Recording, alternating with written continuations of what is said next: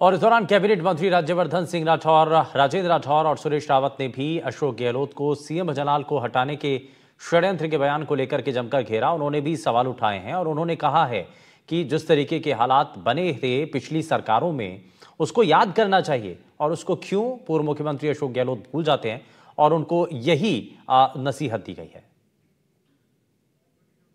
और इसको लेकर के ये साफ किया गया है कि राजेंद्र राठौर से लेकर के सुरेश रावत ने पूर्व मुख्यमंत्री अशोक गहलोत की तरफ से जो बयान दिया गया, वो बयान भी आपको सुनाएंगे।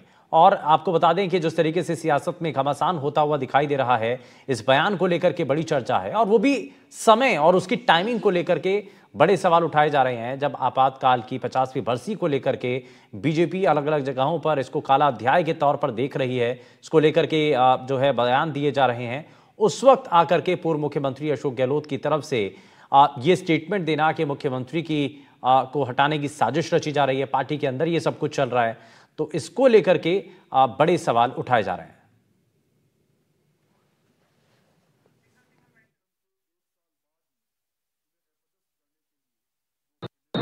जिस व्यक्ति को खुद डर था कि वो हट जाएगा, हटा दिया जाएगा, जो व्यक्ति हट गया है आज दूसरों के हटने की बात करता है। मेरे ख्याल से हटने और घटने से वो आगे बढ़ नहीं पाए जीवन के अंदर। पूर्व मुख्यमंत्री गहलोत साहब का बयान कि 1.5 साल के अंदर भारतीय जनता पार्टी की राजस्थान की सरकार में अंतर संघर्ष प्रारंभ हो गया, बेबुनियाद है, काल्पनिक है, भ्रामक है। गहलोत साहब को अपना कार्यकाल याद करना चाहिए। राज्यसभा सांसद घनश्याम तिवारी ने अशोक गहलोत के बयान पर पलटवार किया। तिवारी ने कहा कि अशोक गहलोत अपने 5 साल के कार्यकाल के दौरान षड्यंत्रों के शिकार होते रहे। उनको ऐसा लगता है कि जो उनके साथ हुआ है, इसीलिए दूसरे के साथ भी हो रहा होगा। उनका एक दर्द छलक रहा है। देखिए, गहलोत साहब पूरे 5 साल तक अपने कार्यकाल में षड्यंत्रों के शिकार होते रहे, षड्यंत्रों को झेलते रहे।